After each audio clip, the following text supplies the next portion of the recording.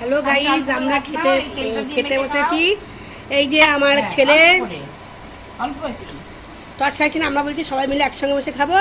এখন আমাদের ভাত ভাড়া হয়নি, তাই ছেলের ভাত বাজে, ছেলে খেতে আরম্ভ করেছে আর বাবা খেতে আরম্ভ করেছে। ওই যে বাবা, আমার বাবা খেতে পারে না, আজকে নিজে নিজে চেষ্টা করছে খাওয়ার। মাকে বলছি তুমি নিজে খাইয়ে দাও, মা বলছে আমি নিজে খাবো, নিজে চেষ্টা করুক, যতটা পারে ততটা খা, তারপরে মা খাইয়ে দেবে। কিন্তু আমার বাবা তো পারে না। এবার আমার আর মায়ের খাবার বাড়বে। এই যে আমার ছেলে খাচ্ছে, কি কি খাচ্ছে দেখাই।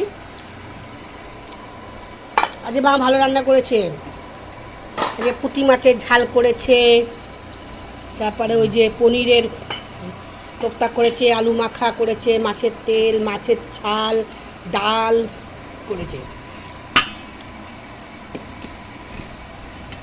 আমার পাতে দিচ্ছে, এবারে বাবা খাচ্ছে। ওদিকে বাবা খাচ্ছে, খুব ধীরে ধীরে খাচ্ছে, পারে না খেতে। হ্যাঁ, স্ট্যান্ডটা কিনে এখানে রাখবো, সব দিকে রাখা যাবে। সত্যি তাই। এই স্ট্যান্ডটা হলো ঘোরানো যায় না।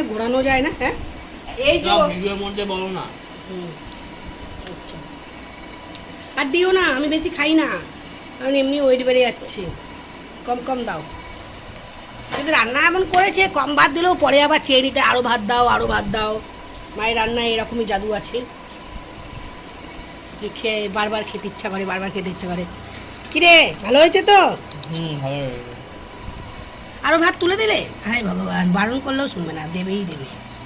মার এটা নিয়মই তাই।